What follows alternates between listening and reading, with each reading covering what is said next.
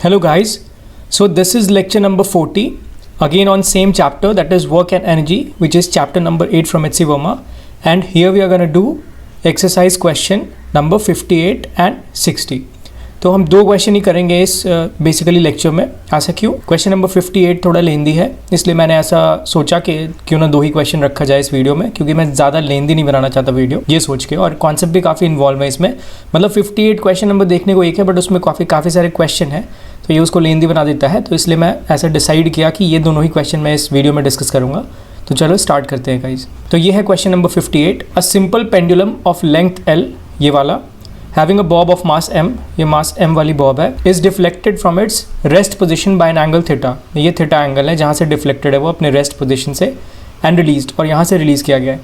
The string hits the peg, ये जो है बेसिकली ये पेग है, this is what पेग, और which is fixed at a distance x, ऐसा मेंशन है, below the point of suspension, ये O पॉइंट मान लो इसको, यहाँ से नीचे x डिस्टेंस पे ये सस्पेंडेड है, and the Bob starts going in a circle centred at the peg. मतलब यहाँ से जब बॉब को रिलीज़ किया गया तो उस पेग पे ऐसे यहाँ पे आएगा, वो ऐसा कुछ यहाँ पे आएगा, और फिर यहाँ से इतना जो लेंथ ऑफ स्ट्रिंग है वो फिक्स हो जाएगा यहाँ पे। उसके बाद जो मोशन होगी वो यहाँ से इतनी स्ट्रिंग की ही होगी। ये अभी डिस्टेंस कितना होगा, बेसिकली टोटल L है तो ये x है, तो ये कितना हो जाएगा, L माइनस ऑफ x हो जाएगा।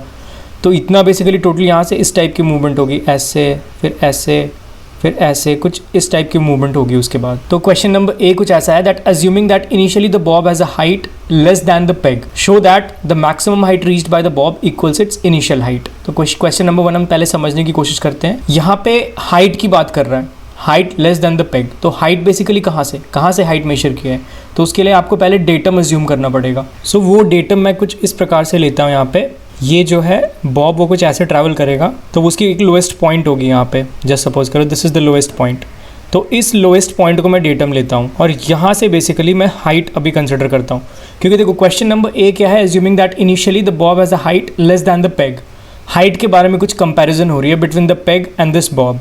तो हाइट बेसिकली नीचे से ही ली जाती है, ऐसा नहीं है कि आप ऊपर यहाँ से हाइट लोगे, नहीं, हाइट हमेशा नीचे से ही ली जाती है। तो ऐसा मैं कंसिडर करके चल रहा हूँ कि यहाँ पे डेटम है और वहाँ से मैं इस पेग की हाइट लेता हूँ। तो ये पेग की हाइट यहाँ से क्या होगी, वेल यहाँ से होगी ये पेग की height L minus of x, क्योंकि ये कम्प्लीटली L है, ये टोटल यहाँ तक L है एंड दिस इज x, तो L माइनस ऑफ x इसकी हाइट होगी। और जो बॉब की इनिशियल हाइट है वो कितनी है यहाँ पे, वो जितनी भी है, लेट अस से दिस इज h1, तो यहाँ से ये कम्प्लीटली क्लियर है that this h1 is basically lesser than L minus of x। तो ये क्वेश्चन में है that assuming that initially the Bob has a height less than the peg, तो यहाँ पे तो कम्प्लीटली ये दिख रहा है कि जो बॉब का हाइट है h1 that is less than the peg, peg का हाइट कितना है L माइनस ऑफ x है इस डेटम से। Show that the maximum height reached by the Bob equals it's initial height, ऐसा शो करने को कह रहा है कि जो मैक्सिमम हाइट रीच करेगा ये बॉब वो इनिशियल हाइट के इक्वल होगा। इनिशियल हाइट कितना है h1, तो जो फाइनल हाइट होगा या मैक्सिमम हाइट होगा जो बॉब रीच करेगा that will be equal to h1, ये हमें शो करना है। तो इसको शो करने के लिए बेसिकली चलो हम यहाँ पे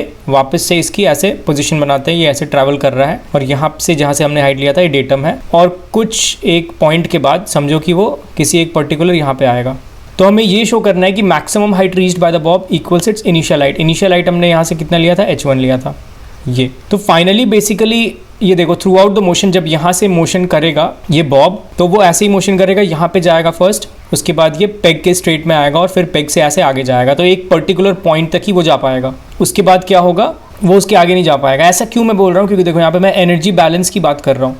इनिशियली क्या है, उसमें सिर्फ पोटेंशियल एनर्जी है, कोई काइनेटिक एनर्जी नहीं है, यहाँ से रिलीज़ किया गया। तो पोटेंशियल एनर्जी कितना है, वेल ये डेटम है, मैंने माना है यहाँ पे ये डेटम। तो इनिशियली जो पोटेंशियल एनर्जी है वो mgh1 है हमारे पास, ओके, और काइनेटिक एनर्जी 0 है।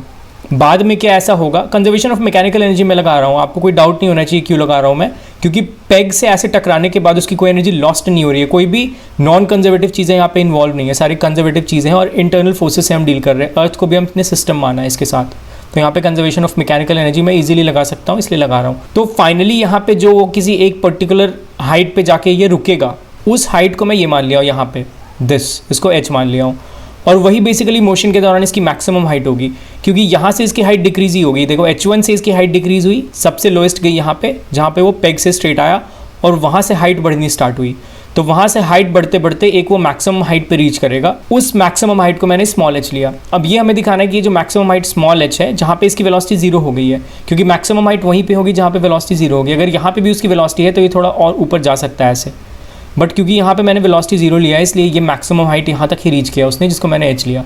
तो यहाँ पे कौन कौन सी एनर्जी होगी? वेल अगेन एक ग्रेविटेशनल पोटेंशियल एनर्जी होगी दैट इज mgh, और काइनेटिक एनर्जी 0 मैंने बताया। तो यहाँ से आपको सीधा ही दिख रहा है कि this h will be equal to h1, मतलब जो इनिशियल हाइट है इस डेटम से h1 वही फाइनल हाइट होगी h1 जहाँ पे उसने मैक्सिमम हाइट रीच किया है।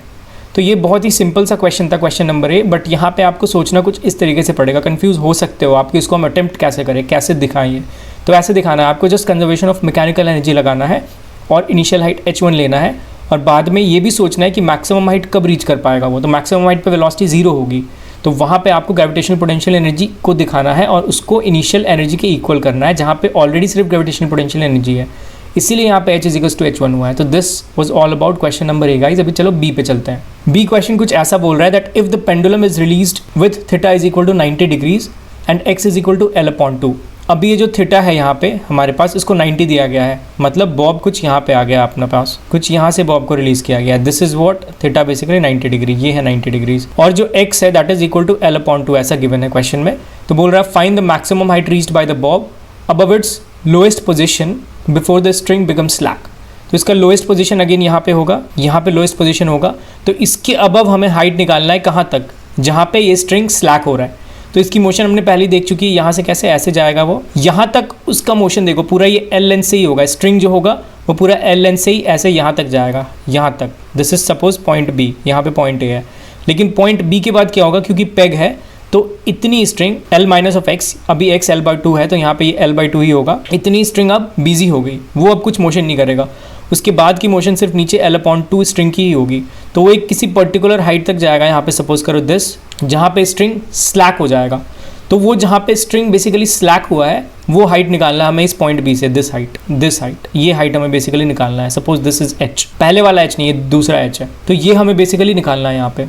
तो इसको अटेम्प्ट कैसे करेंगे, देखो सबसे पहले ये अगेन थीटा मैं यहाँ पे 90 मान रहा हूँ, और ये मैंने यहाँ पे माना है कि स्ट्रिंग स्लैक हो रही है, और अपने को जो हाइट निकालना है वो यहाँ से निकालना है, जो ये बॉब का लोएस्ट पोजीशन है यहाँ से। सो दिस इज सपोज करो कि कोई एक एंगल थीटा मैंने लिया है, उस एंगल पे मैं मान रहा हूँ कि स्ट्रिंग स्लैक हो गया। स्लैक हो गया वो मैं मतलब पहले भी बता चुका हूँ, मतलब टेंशन 0 हो गया वहाँ पे। तो टेंशन 0 है तो अभी सिर्फ फोर्सेस में क्या होगी, mg होगा नीचे, और ये भी बेसिकली एंगल थीटा होगा वर्टिकली ऑपोजिट एंगल से, और यहाँ पे क्या होगा, mg cos ऑफ थीटा होगा। This is mg cos of theta, और यही basically mg cos of theta है जो यहाँ पे इसको सेंट्रीफ्यूगल फोर्स दे रहा होगा, which will be equal to mv² upon l minus of x। This is x और ये कंप्लीटली l है दिस, तो this is l minus of x। तो यही basically mg cos of theta है जो इसको सेंट्रीफ्यूगल फोर्स दे रहा है। सेंट्रीफ्यूगल क्यों, क्योंकि मैं उसी के रेफरेंस फ्रेम में हूँ जिस पे रोटेट कर रहा है ये। तो यहाँ से mg cos ऑफ थीटा होगा that will be equal to mv² upon l minus of x, but x कितना गिवन है, that is l/2। So l minus of l/2 is nothing but l/2। mm cancel out हो गया, तो v² जो हो गया that will be equal to l/2 g of cos theta. ये है अपना v² यहाँ से। तो ये तो एक बात हो गई, बट हमें निकालना क्या है, हमें यहाँ से ये हाइट निकालना है, दिस हाइट। ये हम कैसे निकाल सकते हैं, दिस हाइट। तो इसके लिए देखो आपको एनर्जी बैलेंस कंसिडर करनी पड़ेगी। This is point A, this is point B, ये हमने माना, और ये मान लो पॉइंट सी है। ओके, तो ए पॉइंट पे कितनी एनर्जी है इसकी, conservation of mechanical energy again मैं यहाँ पे यूज़ कर रहा हूँ क्योंकि मैं पहले ही बता चुका हूँ, क्योंकि मैं इस बॉब को, इस स्ट्रिंग को और अर्थ को सबको सिस्टम मान रहा हूँ। तो जितने भी फोर्सेज इन्वॉल्व है they are basically internal forces to the system, इसलिए मैं यहाँ पे कंजर्वेशन ऑफ मैकेनिकल एनर्जी लगा सकता हूँ क्योंकि सिर्फ इंटरनल फोर्सेज ही वर्क डन कर रही है, कोई भी एक्सटर्नल फोर्स इन्वॉल्व नहीं है और वो वर्क डन भी नहीं कर रही। तो ए पॉइंट पे जो एनर्जी होगा, अगर मैं इसको डेटम मानूँ यहाँ पे पॉइंट बी पे, तो ए पॉइंट की हाइट कितनी होगी, वेल यहाँ से वो सीधा एल हो गया, आपको दिख रहा है यहाँ से। दिस इज ओ, तो O B is what, O B is nothing but L. So M G L that is at point A, और काइनेटिक एनर्जी तो 0 ही है हमारे पास। अभी सेकंड पॉइंट सी पे लोगे तो पॉइंट सी की हाइट कितनी होगी, वेल यहाँ से देखो आपको ऐसे निकालना पड़ेगा, दिस इज थीटा, तो that is L cos of theta. ये वाला जो होगा this is what L cos of theta होगा, और ये वाला जो होगा this is what l/2। So l/2 plus of L cos theta, so M G L plus of l/2 cos of theta. ये होगा अपने पास यहाँ पे पोटेंशियल एनर्जी, प्लस यहाँ पे कुछ काइनेटिक एनर्जी होगी हाफ mv², ये होगा अपने पास। और v² कितना है वो हम निकाल चुके हैं। तो चलो इसको नेक्स्ट स्लाइड पे देखते हैं। ये बेसिकली l cos थीटा नहीं बल्कि l/2 cos थीटा होगा, because this is now l/2, ये भी l/2 है। So L upon two cos theta होगा यहाँ पे. So this is L upon two plus of L upon two cos theta. इसमें कोई डाउट नहीं होनी चाहिए, जस्ट मैंने मिस कर दिया था. एल तो ये टोटल लेंथ है, यहाँ पे इसकी लेंथ क्या होगी, हाफ होगी, क्योंकि एक्स एल अपॉन टू है अभी. तो this is what L upon two cos of theta. तो ये हमारे पास इक्वेशन हो गया. यहाँ पे मैंने वी स्क्वायर को L upon to ji cos theta में तब्दील कर दिया है. तो यहाँ से देखो एम एम तो अपने पास कैंसिल हो जाएगा. वेल जी को भी कैंसिल कर सकते हैं और एल को भी कैंसिल कर सकते हैं. तो अपने पास बचा क्या, 1 इज इक्वल टू, ये क्या हो गया यहाँ पे, this is half plus of cos theta upon two plus of cos theta upon 4. ये हो गया अपने पास. सो यहाँ से आप 2 को नीचे कॉमन लेके राइट साइड लेके जाओ, लेफ्ट साइड मतलब, that is equals to 1 plus of cos theta plus of half हो जाएगा. तो मैं इसको 3 अपॉन 2 कॉस थीटा लिख सकता हूँ, दिस वन. तो यहाँ से क्या होगा अपने पास, cos theta is equal to 1 इधर जाएगा, that is 1, that is equals to 2 upon 3. तो cos theta is equals to 2 upon 3 हो जाएगा अपने पास. ये आया. अपने को हाइट निकालनी थी कहाँ से, बी पॉइंट से. बी पॉइंट से सी पॉइंट तक का हाइट कितना है, जो मैंने एच बोला. तो एच यहाँ से फिर कितना लिख सकते हैं, L upon two plus of L upon two cos theta. ये हमने पहले भी देखा है. क्या है height, L upon two plus of L upon two cos of theta. तो अभी कॉस ऑफ थीटा अपने पास 2 अपॉन 3 है. तो L upon two plus of L upon two multiplied by 2 upon 3. So this is what L upon two plus of L upon 3. इसको आप लिखोगे तो क्या हो जाएगा, ये 5L upon 6. This is the answer. 5L upon 6 अपने पास होगा हाइट कहाँ से, पॉइंट बी से, जहाँ पे स्ट्रिंग स्लैक हो जाएगी. यहाँ से स्टार्ट किया उसने motion, theta is equals to 90 degree से पॉइंट ए से पॉइंट बी पे आया जो कि मिनिमम पॉइंट है. उसके बाद यहाँ से गया ऊपर और सी पे जाके स्लैक हुआ जहाँ पे टेंशन 0 हो गई. तो ये पॉइंट बी का आंसर था. तो ऐसे आपको अटेम्प्ट करना है, ऐसे आपको सोचना है इस डायरेक्शन में क्वेश्चन को. ये क्वेश्चन थोड़ा कॉम्प्लेक्स है बट आपको ऐसे टुकड़ों में सोचना है कि सबसे पहले यहाँ से बी पे गया, ए से बी पे गया, बी से सी पे गया, ऐसे करके आपको सोचना है. तब जाके क्लैरिटी मिलेगी आपको और समझ में आएगा कि कंजर्वेशन ऑफ मैकेनिकल एनर्जी कैसे कैसे कहाँ पे लगाऊं. अभी मैं डायरेक्ट ए पॉइंट से सी पॉइंट पे लगाऊं कंजर्वेशन ऑफ मैकेनिकल एनर्जी. आप ऐसे भी सोच सकते थे कि ए से सी का डिफरेंस क्या है और उस डिफरेंस के तहत आप ग्रेविटेशनल पोटेंशियल एनर्जी लिखते हैं. यहाँ पे ही डेटम मान लेते सी पॉइंट पे और तब ए पॉइंट की ही सिर्फ होती क्या, gravitational potential energy. C point पे 0 होती. वैसे भी आप सोच सकते थे बट मैंने यहाँ पे थोड़ा और सिंप्लिसिटी से सोचा कि एक डेटम पॉइंट माना जो कि लोएस्ट पॉइंट है इस बेसिकली बॉब का, और वहाँ से मैंने फिर सारे हाइट्स कैलकुलेट किए. तो ऐसे भी कर सकते हो, वैसे भी आपकी मर्जी है बट कॉम्प्लेक्सिटी में ज़्यादा फंसना नहीं है. तो ईजी रखना है चीज़ों को. तो अभी पार्ट सी देखते हैं. पार्ट सी है that find the minimum value of X upon L. सबसे पहले तो we need to find the X upon L minimum. ये है पार्ट सी में. बट क्या, for which the bob goes in a complete circle about the peg when the pendulum is released from theta is equals to 90 degree. अभी कह रहा है कि theta is equals to 90 degree से again Bob को release किया गया यहाँ पे. दिस इज 90 डिग्री और अगेन ये लोएस्ट पॉइंट पे ऐसे आया यहाँ पे. बट यहाँ पे अब की बार कह रहा है कि ये बॉब पूरे सर्कल में ऐसे मूव कर गया. मतलब एक बारी यहाँ पे आया और फिर एक बारी यहाँ पे ऐसे आया. तो पूरे सर्कल में मूव कराने के लिए हमें क्या करना होगा, वेल ये भी कॉन्सेप्ट में बता चुका हूँ कि ये पॉइंट अगर मैं डी लूँ, this is point D, this is point C, this is point B, this is point A. तो डी पॉइंट पे क्या होना चाहिए कि जस्ट आना चाहिए वहाँ पे. मतलब यहाँ पे आकर जस्ट टेंशन 0 होगी बट वेलोसिटी 0 नहीं होगी. ये स्ट्रिंग है, याद रखना. एक मैंने रॉड के साथ कंपेयर किया था, एक स्ट्रिंग के साथ कंपेयर किया था. तो स्ट्रिंग में क्या होता है कि जो टॉप पॉइंट है वहाँ पे पहुँच के वेलोसिटी 0 नहीं होती है बट रॉड पे 0 हो जाता है. लेकिन स्ट्रिंग में यहाँ पे पहुँच के टेंशन 0 हो जाती है. तो टेंशन जब 0 हो जाएगी बट वेलोसिटी 0 नहीं होगी तो ये पूरे सर्कल में ऐसे ट्रैवल कर लेगा. ये मैं पहले भी डिस्कस कर चुका हूँ, आप प्रीवियस वीडियोस देख लेना. तो यहाँ पे सिर्फ एक ही फोर्स है जो उसको यहाँ पे सेंट्रीफ्यूगल फोर्स दे सकती है, दैट इज mg. ये कम्प्लीटली mg है. तो mg को आप सीधा इक्वल कर दो किसके, mv स्क्वायर अपॉन यहाँ पे क्या होगा l माइनस ऑफ x. क्योंकि अभी देखो ये x है, दिस इज x. तो ये जो यहाँ से नीचे लेंथ होगा, वेल c2 ऐसे बोल सकते हैं, यहाँ पे b ऐसा, that is what l minus of x. ये होगा ये. तो अभी l माइनस ऑफ x वाली मोशन स्टार्ट हो गई यहाँ से. ये जो स्ट्रिंग का लेंथ है वो basically l minus of x है. तो उसकी मोशन स्टार्ट है. तो उसकी हम कंप्लीट सर्कल में बात कर रहे हैं. तो जो रेडियस है बेसिकली या जो लेंथ ऑफ स्ट्रिंग बोल सकते हो वो l अपॉन x है.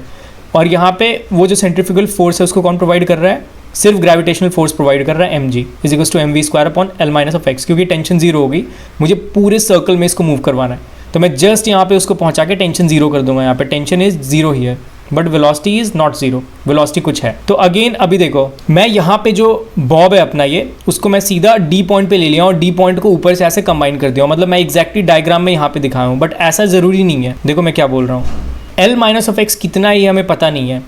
ये ऐसे नीचे भी हो सकता है, ऐसे ऊपर भी हो सकता है, ये हमें पता नहीं है. तो अभी हमें सिर्फ क्या लेकर चलना है, l माइनस ऑफ एक्स ही लेकर चलना है. मतलब ये जो अपना लेंथ है l माइनस ऑफ एक्स है और नीचे ये जो लेंथ है ये कितना है, this is also l minus of X. ये भी देखो ये सेंटर से जहाँ से पेग है वहाँ से ये भी L माइनस ऑफ एक्स है और वहाँ पे ये भी L माइनस ऑफ एक्स है, तो this is also L minus of x, this is also L minus of x, तो 2 into L minus of x हो जाएगा हमारे पास। तो इनिशियली ए पॉइंट पे मैं एनर्जी कंजर्वेशन में लगा रहा हूँ, कंजर्वेशन ऑफ मैकेनिकल एनर्जी में लगा रहा हूँ, यहाँ पे भी लगा सकता हूँ जैसा बी में लगाया। तो ए पॉइंट पे जो एनर्जी होगा वो कितना होगा, mgl होगा, क्योंकि बी से देखो ये L है, पूरा ये L है, this is completely L and plus of zero kinetic energy कुछ है नहीं, that will be equal to ये पॉइंट, जो पॉइंट डी है वहाँ पे ग्रेविटेशनल पोटेंशियल एनर्जी, तो mg into 2 L minus of X, अभी मैंने दिखाया this is L minus of X, ये पेग से लेकर बी पॉइंट तक और पेग से लेकर वापस ऊपर तक जो वर्टिकली ऊपर है ये बॉब, वहाँ से कितना होगा again L minus of x होगा, तो 2 L minus of x plus of half mv square ये हो जाएगा। तो अगेन इसको मैं नेक्स्ट स्लाइड पे लिखता हूँ, ये होगा कुछ अपने पास, यहाँ से v निकल जाएगी हमारी, दिस कैंसल्ड आउट, तो v स्क्वायर कितना हो जाएगा L minus of x into g हो जाएगा अपने पास दिस, तो इसको पुट कर दो यहाँ पे, this is mgl is equal to 2mg L minus of x plus of half m, v square कितना है that is L minus of x into g, तो यहाँ से आप mg कैंसिल कर सकते हो सारे टर्म से, so this is what L is equal to 2L minus of 2x plus of L upon 2 minus of x upon 2, ऐसे लिख सकते हो। 2 से थ्रू आउट आप मल्टीप्लाई कर सकते हो, तो 2L is equal to 4L minus of 4x plus of L minus of x, यहाँ से आप x को लेफ्ट की तरफ ले आओ तो दैट इज़ 5x और L को राइट की तरफ ले आओ, this is 5L minus of 2L that is 3L, तो यहाँ से x अपॉन L कितना आया अपने पास 3/5 आया, that is nothing but point of 6, सो ये अपने पास आंसर आ गई। जो x अपॉन L की जो minimum value I that is 3/5 which is 0.6। अब ये मिनिमम वैल्यू मैं क्यों बोल रहा हूँ यहाँ पे, मिनिमम वैल्यू मैं इसलिए बोल रहा हूँ क्योंकि हमने पहले ही अज्यूम कर लिया है कि ये कम्प्लीटली वर्टिकल सर्कल में जाना है इसको, तो जस्ट यहाँ पे टेंशन जीरो हो गया, वही वाली चीज़ मैंने पहले ही अज्यूम कर लिया कि यहाँ पे टेंशन जीरो है, तो टेंशन जीरो जैसे ही आपने अज्यूम कर लिया और mg is equals to this force लिख दिया यहाँ पे सेंट्रीफ्यूगल फोर्स, तो बात खुद ब खुद उस पर ही आ गई कि ये मिनिमम वेलोसिटी आई यहाँ पे बी पे, जो कि इसको कंप्लीट सर्कल में मूव करवाया, बी पे या ए पे बोल लो आप, कहीं पे भी बोल लो, तो वहाँ से मिनिमम बेसिकली इसको एक वेलोसिटी मिली या मिनिमम सारे कंडीशंस मिले जिससे ये जस्ट वर्टिकल सर्कल में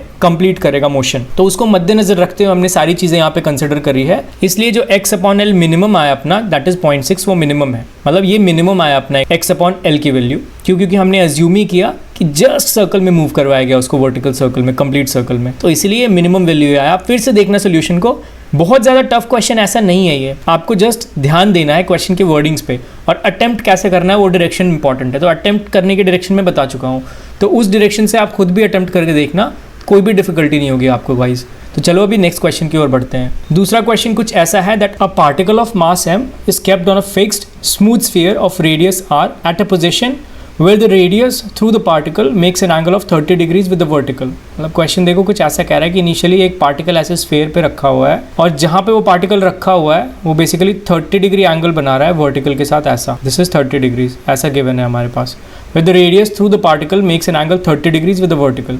तो यहाँ पे m मास का पार्टिकल ऐसे रखा हुआ है, ये इनिशियल पोजीशन है उसकी। अब कह रहा है the particle is release from this position, इस पोजीशन से पार्टिकल को रिलीज किया जा रहा है, तो बोल रहा है what is the force exerted by the sphere on the particle just after the release. So just जब पार्टिकल को रिलीज किया गया तो वहां पे अगर आप सोचो तो कौन कौन से फोर्सेस लग रहे हैं बेसिकली यहाँ पे पार्टिकल पे, तो एक ही फोर्स है अपने पास दैट इज mg, ऐसे वर्टिकल डायरेक्शन में, एक और फोर्स है नॉर्मल जो कि हमें निकालना है, तो mg का एक कंपोनेंट होगा टुवर्ड्स द सेंटर कुछ ऐसा, वो कंपोनेंट कितना होगा mg cos ऑफ 30 होगा, cos ऑफ 30 क्यों होगा क्योंकि ये 30 डिग्री होगा because of vertically opposite angle, और यही जो mg cos 30 है वो नॉर्मल के इक्वल होगा, that is equal to mg cos of 30, cos of 30 is what √3/2, तो क्या होगा ये √3 mg/2, that is the answer. This is basically the normal force exerted by the sphere on the particle just after the release. जैसे ही release करोगे यहाँ से इस ब्लॉक को जो कि मास m का है, तो यही बेसिकली नॉर्मल फोर्स होगा जो कि स्फीयर उस पार्टिकल पे लगाएगा, क्यों, क्योंकि सेम फोर्स ये पार्टिकल स्फीयर पे लगा रहा है, तो यहाँ पे न्यूटन्स थर्ड लॉ है हमारे पास, जिसके कारण ऐसा normal equal to mg cos of 30 हो रहा है, मतलब एक उस पर फोर्स लगा रहा है, दूसरा जस्ट उसका रिएक्शन है, इक्वल एंड ऑपोजिट रिएक्शन, ठीक है। तो ये बेसिकली है mg cos ऑफ 30 जो कि नॉर्मल है, जो कि एक्सर्ट करेगा sphere on the particle just after the release. So ये तो बहुत ही ईजी सवाल था। अभी नेक्स्ट क्वेश्चन देखते हैं। जो नेक्स्ट है वो कह रहा है कि find the distance travelled by the particle before it leaves contact with the sphere. ये पार्टिकल कितना डिस्टेंस ट्रेवल करेगा जब वो कांटेक्ट लीव करेगा स्फीयर से। तो हम सपोज कर लेते हैं कि यहाँ से उसने स्टार्ट किया है तो कुछ थीटा एंगल तक यहाँ पे ऐसे मूव करेगा। ये मैं पूरी थीटा मान रहा हूँ यहाँ पे, this whole is basically theta, यहाँ पे ऐसा मैं मान रहा हूँ, this whole is basically theta. बाद में जाकर मैं उसको सबट्रैक्ट कर लूँगा, so that is not going to be a very hard task. तो अभी मैं पूरे को ही थीटा मान रहा हूँ, तो पूरे को थीटा मान रहा हूँ, यहाँ पे एम आ गया, और यहाँ पे मैं ऐसा एज्यूम कर रहा हूँ कि यहाँ पे वो स्फीयर के साथ कांटेक्ट लीव कर दिया। तो स्फीयर के साथ कांटेक्ट लीव किया, इसका मतलब क्या है कि नॉर्मल रिएक्शन जीरो हुआ है। मैंने पहले भी बता चुका है कि जहाँ पे भी कांटेक्ट की बात आ रही है कि leaves contact with the sphere, एक हमने पहले भी देखा था स्प्रिंग के साथ कनेक्ट अटैच था वो ब्लॉक और वो लीव कर रहा था कांटेक्ट, तो वहाँ पे भी यही मतलब था कि नॉर्मल जीरो हुआ। तो यहाँ पे भी वही मतलब है कि नॉर्मल जीरो हुआ। तो नॉर्मल जीरो हुआ तो अगेन आप क्या करोगे, नीचे एम जी से फोर्स होगा, उसका एक कंपोनेंट इस डायरेक्शन में होगा, that is M G cos of theta. ये थीटा होगा, मैंने उसको थीटा लिया है। तो जो M G cos of theta होगा that will be basically equal to what, M V square upon R. ये इसके इक्वल होगा, वो फोर्स बेसिकली उसको सेंट्रीफ्यूगल फोर्स देगा। अब ये फर्स्ट पोजीशन पे मैंने सेंट्रीफ्यूगल फोर्स की बात क्यों नहीं की? वेल ये फर्स्ट पोजीशन पे मैंने सेंट्रीफ्यूगल फोर्स की बात क्यों नहीं की थी? यहाँ पे मैं इस फोर्स को क्यों नहीं कंसिडर किया था नॉर्मल के साथ? वेल क्योंकि यहाँ पे जस्ट सिस्टम को रिलीज किया गया था, और रिलीज करने के टाइम पे ही पूछा गया था हमसे कि कितना फोर्स एक्सर्ट कर रहा है स्फीयर ऑन दैट पार्टिकल। तो जस्ट रिलीज किया तो वहाँ पे वेलोसिटी तो ऐसे भी जीरो ही थी उसकी, तो वेलोसिटी जीरो थी, इसलिए ये जो फोर्स था वो जीरो था यहाँ पे। तो जीरो फोर्स था, इसलिए मैंने इसको कंसिडर नहीं किया और अपने को जस्ट √3 mg/2 मिल गया इजीली नॉर्मल। लेकिन यहाँ पे हमें इस फोर्स को कंसिडर करना पड़ेगा, यहाँ पे नॉर्मल नहीं होगा। यहाँ पे नॉर्मल क्यों नहीं होगा? क्वेश्चन वही है, it leaves contact with the sphere, तो लीव्स वहीं पे करेगा कांटेक्ट जहाँ पे नॉर्मल जीरो हो जाएगा। तो नॉर्मल जीरो हो जाएगा, इसलिए मैंने नॉर्मल नहीं ले रहा है यहाँ पे इस पॉइंट। तो एक तो इक्वेशन ये हो गया। दूसरा क्या आप लिख सकते हो यहाँ से, again conservation of mechanical energy, क्योंकि कोई भी ऐसा नॉन कंजर्वेटिव फोर्स इन्वॉल्व नहीं है और मैं अर्थ और इस सिस्टम को दोनों को ही क्या ले रहा हूँ, एक सिस्टम मान रहा हूँ। तो जो भी है इंटरनल फोर्स है जो कि वर्क डन कर रही है, ग्रेविटी फोर्स है which is an internal force ही है जब आप ऐसा सिस्टम कंसिडर करोगे। तो यहाँ पे दिस इज पॉइंट 1 इसको मानो एंड दिस इज पॉइंट 2। तो 1 पॉइंट पे आप लिखोगे तो क्या क्या होगा वहाँ पे? वेल अगर आप यहाँ जो सेंटर है इसको अगर आप डेटम मानोगे यहाँ पे, तो जो 1 पॉइंट है वहाँ पे क्या होगी gravitational potential energy? Well M G into height कितनी होगी यहाँ से, तो हाइट आपको निकालना है, this is R cos 30, R cos 30 होगा हाइट वहाँ पे अपने पास फर्स्ट पॉइंट पे, काइनेटिक एनर्जी जीरो। और पॉइंट 2 पे क्या होगा, M G R cos theta होगा अपने पास, क्योंकि वहाँ पे हमने वो थीटा लिया है।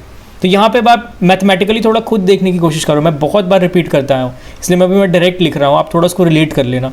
तो दिस इज आर cos 30, ये आर होगा, दिस इज थीटा, तो R cos 30 plus of half M V square ये होगा अपने पास, ठीक है। तो एम कैंसिल हो गया यहाँ से अपना। अभी आप वी स्क्वायर यहाँ से लिख सकते हो, देखो वी स्क्वायर कितना है, that is R G cos of theta है, ये गिवन है अपने पास, दैट इज वी स्क्वायर। तो यहाँ से लिखो R G cos of 30 that is equals to R G cos of theta plus of half V square. V square कितना है, R G cos of theta है, दिस वन, ये हुआ अपने पास। मैंने ऐड कर दिया ये R G cos of theta को half are G cos of theta से, तो that is 3/2 are G cos of theta. तो आर जी यहाँ पे कैंसिल हो गया। ये cos 30 कितना है, √3/2 मल्टीप्लाइड बाई 2/3 होगा अपने पास, that is equals to cos of theta. ये कैंसिल हो गया and this is what, √3। So cos theta is what, that is 1/√3। ये हो गया cos ऑफ थीटा। हमें निकालना क्या है, हमें निकालना है कि कितना डिस्टेंस ट्रैवल किया पार्टिकल, ये वाला डिस्टेंस हमें निकालना है। तो ये डिस्टेंस कैसे निकलेगा? वेल ये डिस्टेंस के लिए आपको क्या करना पड़ेगा, थीटा माइनस ऑफ 30, क्योंकि वही बेसिकली थीटा है जो मूव किया पार्टिकल यहाँ से यहाँ जाने में।